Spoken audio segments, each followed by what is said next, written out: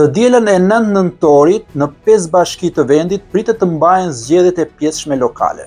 Ndonse Partia Demokratike kërkon përditje rrëzimin e qeverisë dhe zgjedhje të parakohshme, ajo i iku përballës me qeverinë, duke zgjedhur një mekanizëm që më shumë se sa politik ishte një hile e çastit. Po a mundet që në politik të shndrohesh në një alternativë jo nëpërmjet përballjes, por nëpërmjet makinacioneve të këtij lloji? Përgjigjja është e thjeshtë, mjafton të shohësh klimën ku mbahen këto zgjedhje dhe kupton që Partia Demokratike dhe opozita shqiptare nuk kanë asnjë shans në asnjë prej bashkive që mbahen zgjedhjet. Ndonse pakënaqësia popullore ndaj pushtetit dhe qeverisë është e madhe, sërish Partia Demokratike në drejtimin e Sali Berishës sillet si një tabloid roz në vend që ta kthente në favor këtë që po ndodh përdit në këtë vend, ajo është thellësisht e paaftë të frymëzojë dhe të shndrohet në një alternativë të besueshme. Me sa duket, PD dhe opozita zgjodhen këtë strategji, së pari për të mos mbajtur përgjegjësi dhe së dyti për të mos pasur një përballje me pushtetin në to kushte që do të zonte propagandën e tyre të përditshme. Kështu që të hënën në mesditë ku gjithçka do të jetë marrë vesh edhe zyrtarisht, pushteti do të jetë i gëzuar që kandidatët e tij kanë fituar,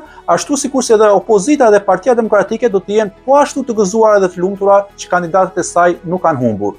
Ata që humbën ishin thjesht disa të pavarur nga shoqëria civile, që edhe kësaj radhe si për herë thjesht Rama u vodhi zgjedhjet. Po hajt mo se Rama të vjedh, do thonte PD-ja, ndaj dhe doktori ka gati protestat e fuqishme.